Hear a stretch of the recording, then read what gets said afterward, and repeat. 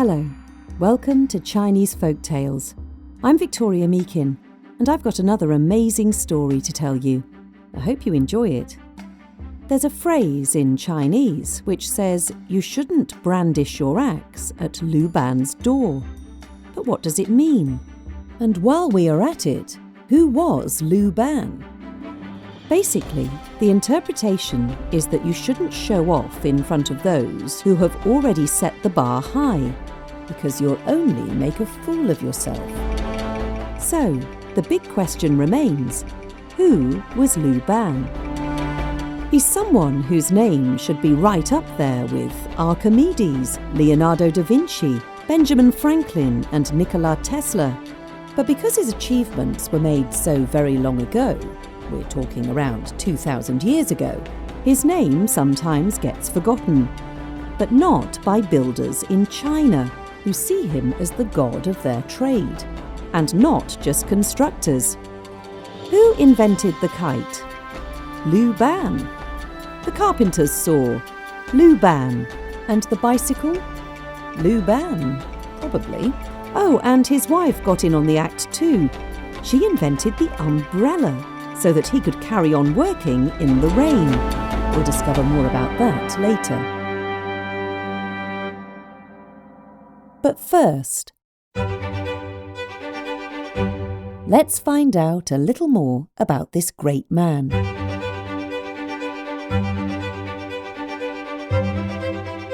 His story begins in Old Eastern China, Shandong province, and the name we know him by simply means Ban from the state of Lu. No one can say what his real name was, but he was probably living in the dying days of the Zhou dynasty, just as it was about to fracture into lots of little states during the spring and autumn period of Chinese history. He might have been a freed slave, or could have been a wandering artisan.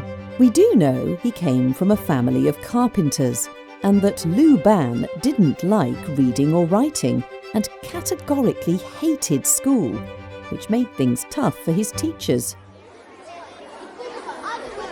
Lu Ban, you're not paying attention. But it's so boring. I don't like reading and writing. I prefer making things, said the little boy, who really was much more of a practical learner. Lu Ban, if you don't learn your lessons, you'll never become anything in life. But Lu Ban didn't care. His head was always full of ideas of things he was going to create.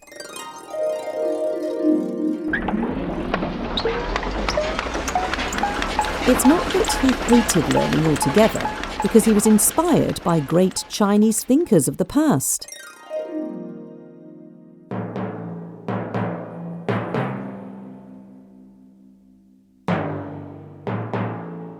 Lu Ban lived in troubled times. As a carpenter, he was often called upon to make weapons for soldiers to take into battle and to help defend his people.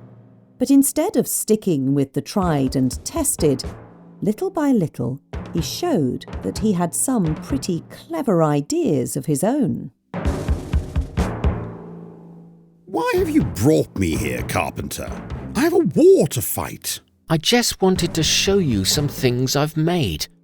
Take a look at this. Well, what is it? I don't have all day. I call it a cloud ladder. See, your archers can be raised up, so, and can better fire their arrows at your enemies. That's interesting. And this is a grappling hook. And this is a ram, ideal in naval warfare.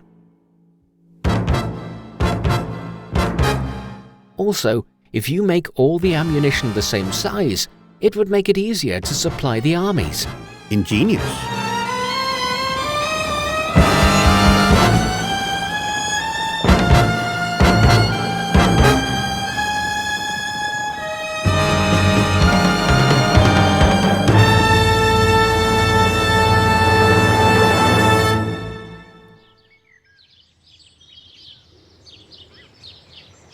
Lu Ban certainly impressed the generals of the day, But it is the inventions that helped ordinary people rather than harm them for which he will best be remembered. For example, he most liked to work with wood all day long and was always coming up with new ideas. Wife, come see! Have you been inventing again? There seems to be no end to your imagination. What is it this time? Lu Ban really did have so many very good ideas.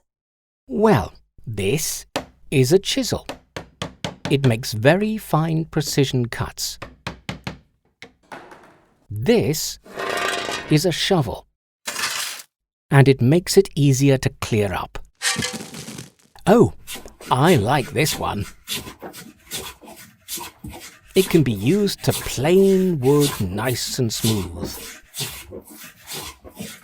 And this is a bow drill.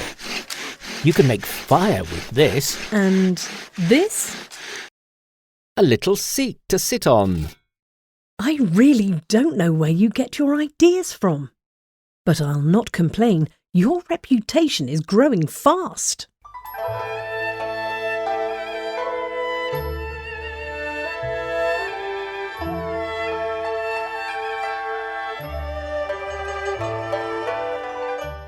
Lu Ban loved what he did so much, he would have spent his entire time inventing.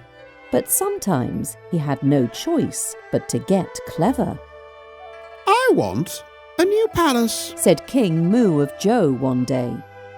You have 1 month to build it, and if anyone misses a deadline, then I will chop off all your heads. That didn't sound great. So everyone implored Lu Ban to come up with an idea to get the job done very quickly. So he began thinking, and not long after, as he was hurrying up the hill to the building site, Lu Ban cut his hand. Ow! He looked down and saw he was bleeding from a cut from the serrated edge of a single blade of grass. That's it. He said excitedly. I just need to make a saw as sharp as this blade of grass. And he knew exactly what to do. And not long after, he had produced a sharp saw that meant the workers could build the palace in a fraction of the time it usually took. All right, Your Majesty. Over here. Yeah, build the right. Over here. It's me. It's you. That's good. Yeah, get one of those new saws. Bring me Lu Ban's saw. Yeah, that's good.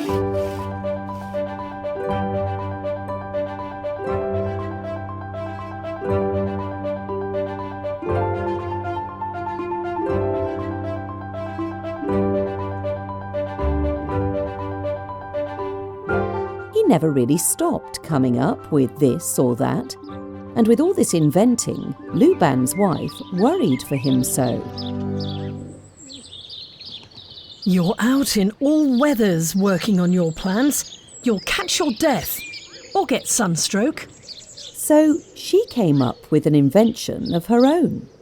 It was a portable shade, which could be easily carried around to protect her husband from the rain and sun. This is what became the parasol or umbrella. But her plan to make things easier for her husband backfired somewhat.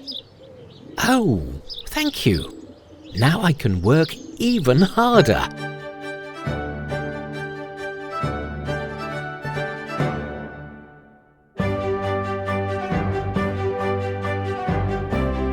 The years rolled by, and it wasn't all warfare and palaces for the greatest inventor of them all. Sometimes he made things that were just for fun.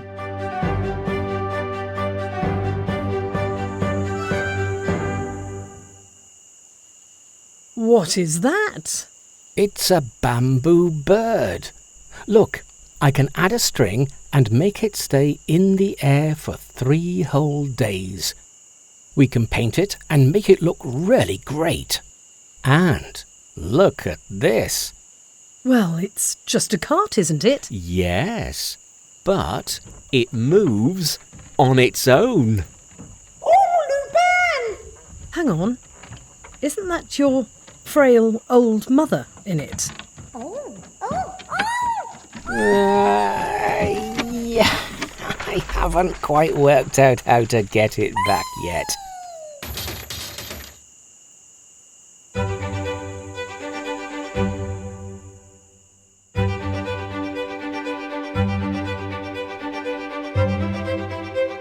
Now, are we saying that Lu Ban just invented the kite and the car? It's very possible. And if we had much more time, I could tell you even more about this great ancestor. All his knowledge could very easily have been lost to the world when he died, but not so. Although he hated reading and writing as a child, as a grown-up, he was smart enough to write down how to make all these amazing things and more, like how to build a pagoda or a wheelbarrow, a granary store.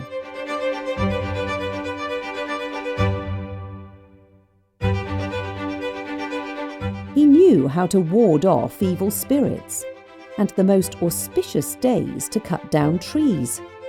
He believed in being in harmony with the natural world and helping ordinary people in their daily lives. And many honoured guests are gifted Lu Ban locks, fiendishly designed wooden puzzles, when they visit China.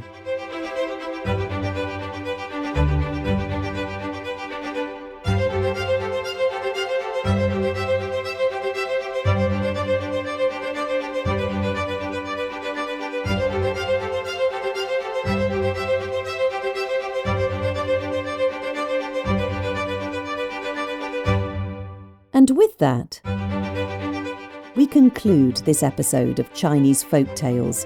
Thanks for listening. If you like our stories, do give this podcast a 5-star rating. Leave your comment and share with your friends.